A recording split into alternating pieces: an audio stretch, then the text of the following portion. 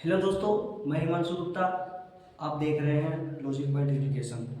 दोस्तों, आज की इस वीडियो में हम लोग क्लास 12 के फिजिक्स का पहला चैप्टर वैद्युत आवेश तथा क्षेत्र का मोस्ट इम्पोर्टेंट टॉपिक या फिर समझ लीजिए कि जो सवाल है बहुत मोस्ट इम्पोर्टेंट है, कूलॉम्स नियम। हर एक साल बोर्ड एग्जाम में 2 नंबर 3 नंबर यहाँ तक 5 नंबर तक भी आते हैं।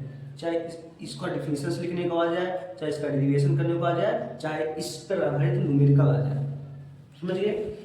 तो आइए समझ लेते हैं कूलॉम्स नियम क्या है। देखिए, आप लोग जानते होंगे परमाणु यानी वह छोटा से छोटा कण जिससे विभाजित नहीं किया जा सकता है, परमाणु कहलाता है। और परमाणु के अंदर 3 कण पाए जाते हैं। इलेक्ट्रॉन जो नाभिक के चारों ओर चक्कर लगाता है, और प्रोटॉन और न्यूट्रॉन नाभिक में यानी न्यूक्लियस होते हैं। इतना जानते होंगे। ये भी जानते होंगे कि इलेक्ट्रॉन पर ऋणावेश होता है और प्रोटॉन पर धनावेश होता है। इतना तो कंसेप्ट क्लियर होगा। और जो इलेक्ट्रॉन नाभिक के चारों ओर चक्कर लगा रहा है ना, तो इलेक्ट्रॉन की जब कमी हो रही है या फिर अधिकता हो रही है किसी पदार्थ में, तभी आवेश की उत्पत्ति होती है। आवेश की उत्पत्ति का दैनिक जीवन का, प्रैक्टिकल लाइफ का बढ़िया उदाहरण समझें तो आप लोग इंची लेके सर में रगड़िए और किसी छोटे छोटे कागज पे चिपकाई तो चिपकता है। ये एग्जाम्पल से इसके। तो आवेश जानते हैं कि आवेश की उत्पत्ति इस प्रकार होती है। तो एक बता दें आप सबको कि आवेश का मात्रक जो होता है कूलॉम होता है। आवेश को क्यू से डिनोट करते हैं। समझ गए? तो देखिए, तो जब इतना समझ गए कि आवेश का मात्रक कूलॉम होता है, यानी कूलॉम नामक वैज्ञानिक ने इस नियम को दिया था। ये भी जानिए कि कूलॉम्स नियम कूलॉम्स नामक वैज्ञानिक ने दिया था।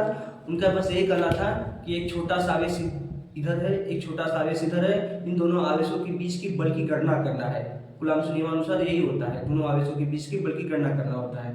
तो देखिए, जैसे ये छोटा आवेश हो गया, ये भी छोटा आवेश हो गया, यानी पहला आवेश ये दूसरा आवेश, इन दोनों आवेशों के बीच की दूरी r ले लेते हैं। समझ गए? तो इन दोनों आवेशों के बीच में कितना बल लग रहा है, बस यही बल की गणना करते हैं इस कूलॉम्स के नियमानुसार। समझ गए?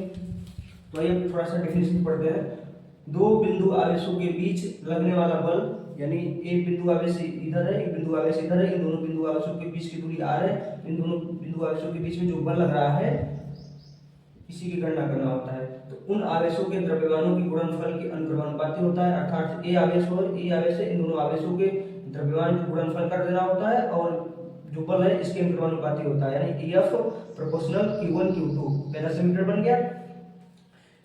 इनके बीच के दूरी के और इनके व्युत्क्रमानुपाती होता है। अर्थात ये आवेश इधर है, एक आवेश इधर है, तो इन दोनों आवेशों के बीच की दूरी r है, तो r का वर्ग हो गया r स्क्वायर, इसके व्युत्क्रमानुपाती कर दिए यानी 1/r स्क्वायर। तो दूसरा समीकरण बन गया। तो इन दोनों समीकरणों को इधर रख दिए, यानी ये प्रोपोर्शनल Q1 Q2 अपन में r स्क्वायर। और फिर ये जब नियतांक का ये मतलब प्रोपोर्शनल है, यानी नियतांक इसका मान जब इसको हटाएंगे तो यहाँ पे k आ जाएगा, यानी ये बराबर k Q1 Q2 अपन में r स्क्वायर। तो k एक नियतांक है जहाँ k का मान 1/4 पाई एप्सिलॉन नॉट या फिर 9 × 10⁹ न्यूटन मीटर स्क्वायर पर कूलॉम स्क्वायर, इसका मान है k का। ठीक है दोस्तों, समझ में आ गया?